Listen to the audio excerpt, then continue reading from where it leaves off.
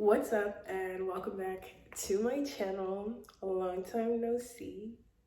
I wanted to come back with one of my favorite videos to film, and it's just me rambling about my favorite books. Today I'm going to be talking about my top 10 favorite books of 2022. I have a really good mix this year. I feel like for 2022, I really stepped out of my comfort zone when it comes to reading. I did a lot of nonfiction reads. I did a lot of classics. See my usual romance and graphic novels and fantasies in here, but definitely 2022 was the most challenging year in terms of my reading. I feel like I stepped out a lot of my comfort zone and I found books that I don't think I would have found prior because I stuck to more of the genres that I like, which there's nothing wrong with that either. But yeah, I have like favorites in here that maybe in 2021 wouldn't have made the list, or I didn't think that I would read, if that makes sense. Also, I do want to mention that some of these are 4 stars, some of these are 5 stars. I don't think that a book has to be entirely perfect from beginning to end and be a 5-star read for it to make it to my top 10 of the year. Usually if it's like a favorite book of all time, then usually it's like a 5-star book and I'll be like, it's like close to perfection, or it is perfection in my eyes. But for like my yearly favorites, sometimes like I have books that are like 4 stars, but I'm just like, it stood out for me, like without being a 5-star rating, that's perfectly fine. And yeah, there's no order to this. I'm just gonna talk mostly like by genre or style, but I don't like do a top 10 like going from 10 to first or first to 10th least favorite. These are all favorites for different reason. I wouldn't be able to classify it from like 10, from like best to worst or worst to best. No order in particular, I'm just gonna start somewhere and then make my way through my 10 favorite books of 2022. So if you'd like to know what I enjoyed last year, please keep on watching. The first book I'm going to talk about, I don't have a physical copy of because I listened to it on audiobook, and it is I'm Glad My Mom Died by Jennette McCurdy.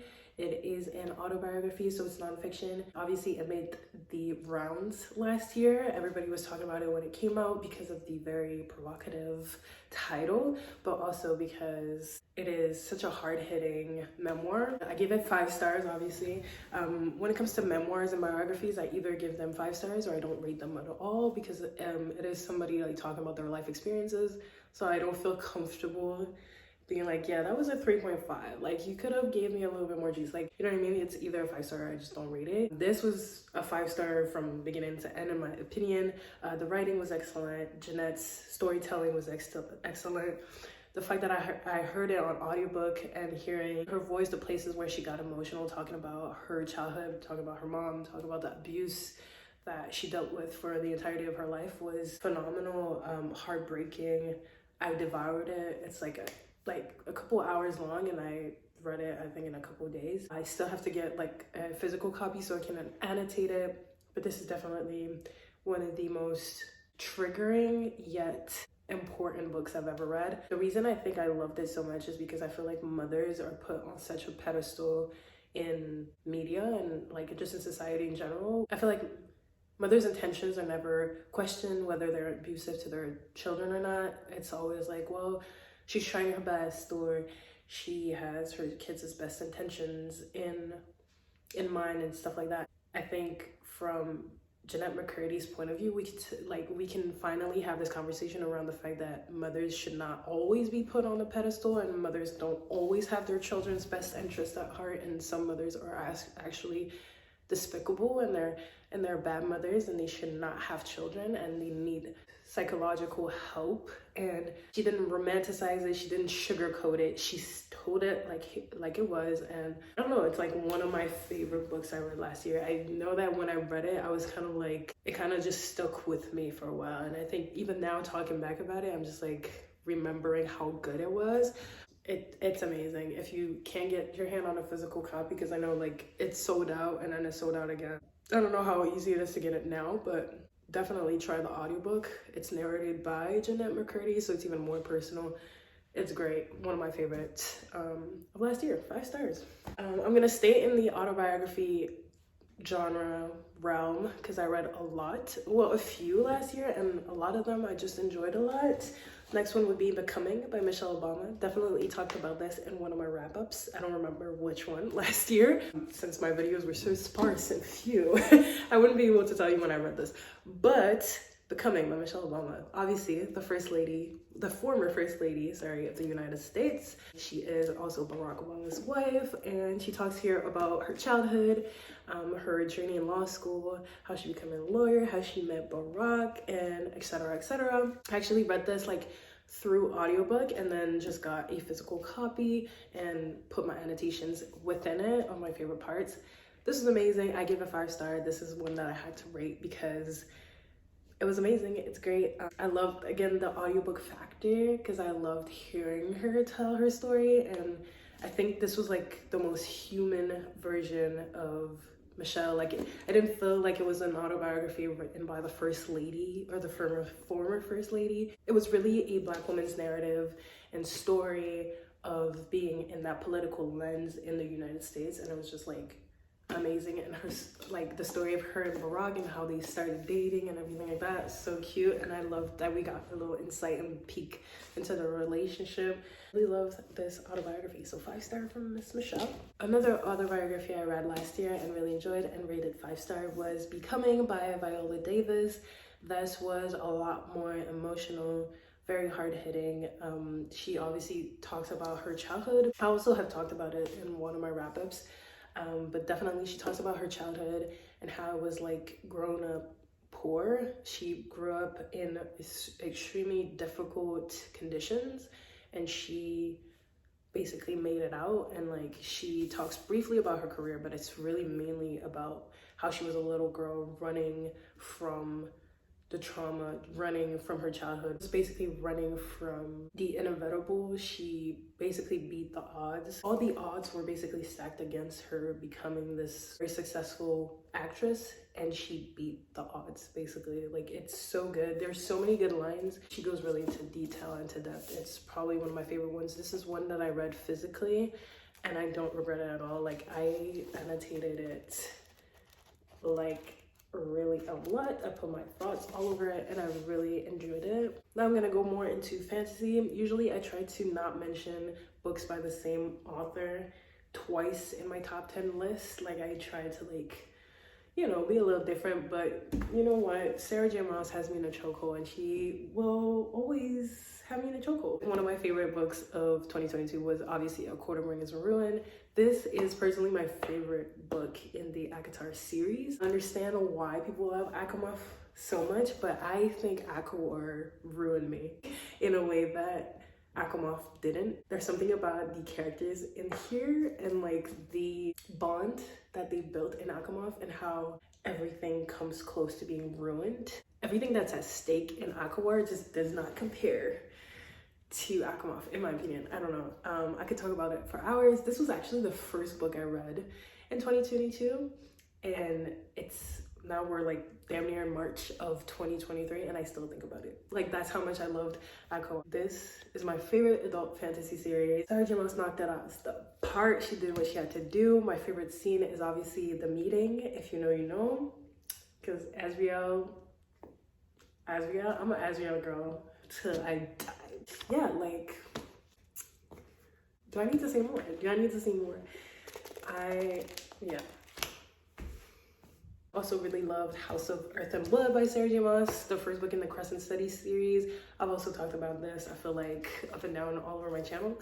The beginning of this book is like rocky. It's not that good, like, I'm just gonna be honest. So I give this like 4 stars. There's so much information dump. It's not good at the beginning. It's not good.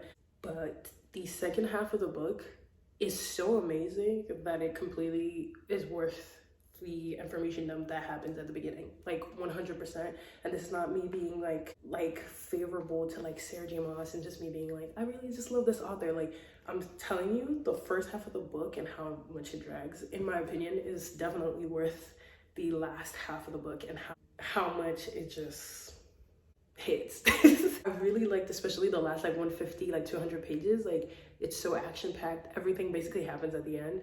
And that's what brought me to read House of Sky and Breath. I mean, House of Sky and Breath, and it's by itself is a whole nother topic, especially that ending.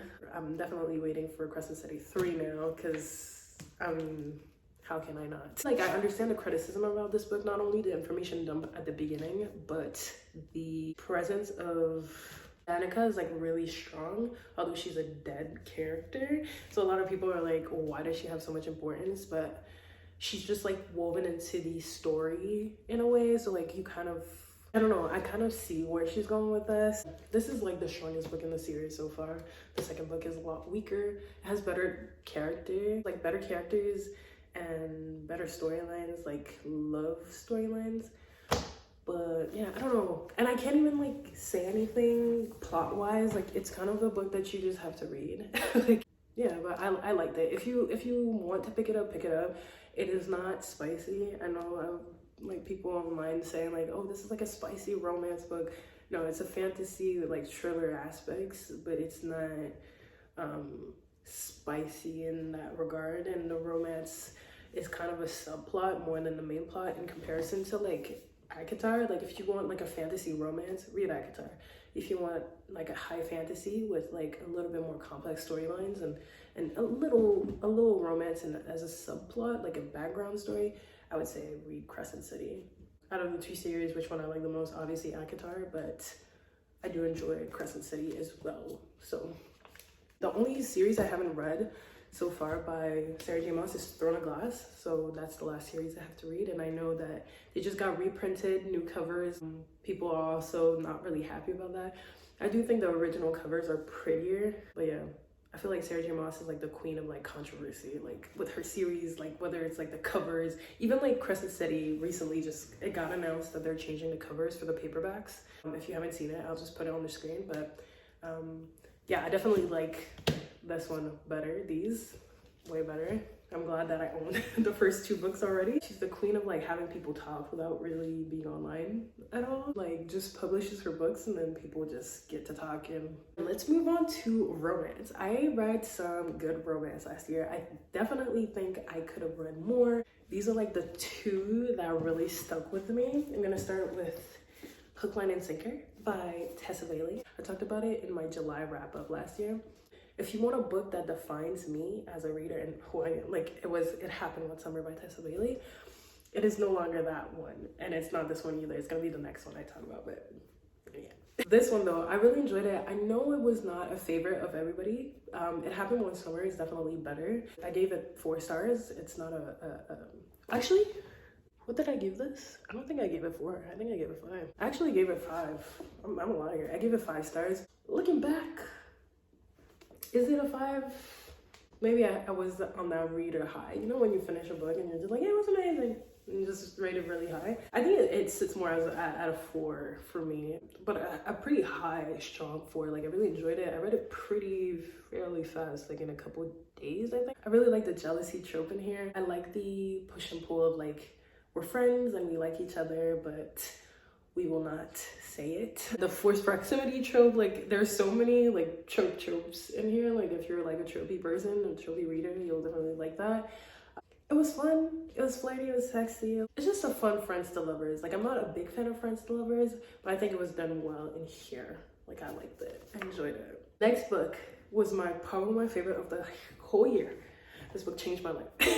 This is now my favorite romance of all time. If you think of a romance to define me, if you're like, what's a book that's like your favorite romance of all time? This is it. This is the book. 7 Days in June by T.L. Williams. Oh my God. I have been talking my sisters and my boyfriend's ears off about this book.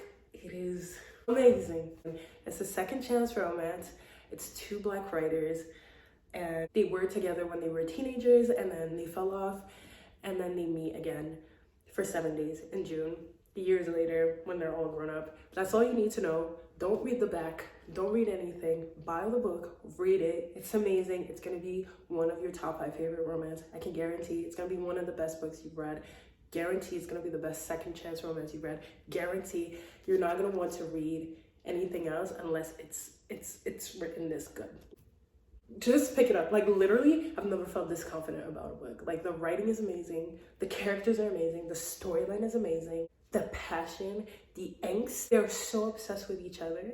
The vibes, the chemistry is so strong. You can feel it off of the page. It jumps at you in your face. It will smack you in your face. This was so good. I really wanted to be a movie. but then I don't want them to ruin it. Does that make sense? Like, it's so good. The storyline is so perfect that this could be a movie.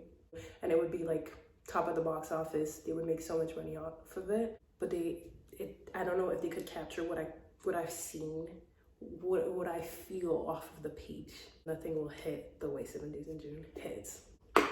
Okay, read it. Next book I've talked about basically all of these in wrap-ups, so like it's no surprise here. It is The Perks of Being a Wallflower by chbosky. This is a coming-of-age, high school-based story. I really enjoyed it. I cried while reading this at the end. There's like a little tiny twist at the end that I really didn't see coming. I think it's the perfect book to describe the high school experience. It's very Americanized in a sense, like it's very dramatic, but in a sense I feel like it's like what goes on through a teenager's mind through high school. I wish I would have read it in high school. I think I would have really enjoyed it, but I still enjoyed it nonetheless, and I watched the movie and I loved it as well. Yeah, it's a fun, quick read. I definitely recommend it if you're looking for this angsty, coming-of-age, high school literary fiction. I had to read this for my reading fiction class, and it is Frankenstein by Shelley. This is a classic that I think we've all heard about, and we've all seen the adaptations, the numerous adaptations for this. It is an amazing story about the outcast figure. Shelley did what she had to do, basically. I did give it a 4 stars because it is written in 3 parts, and I felt like there was a lot of repetitiveness and it was a little slow in part 2. But overall, I love the progression of the story. I love the story of the outcast. The idea of this wicked, crazy scientist obviously creating a monster, a creature, in order to just be part of like some of the best like scientists and the best creators of the world, and then realizing what he's done, and regret comes in, and then the creature itself being an outcast because he was created by an outcast. There's just so many layers. Frankenstein is one of those books that every time you read it, you'll get more out of it. So I can't wait to reread it. Definitely love this one. My last favorite book of the year is actually a graphic novel.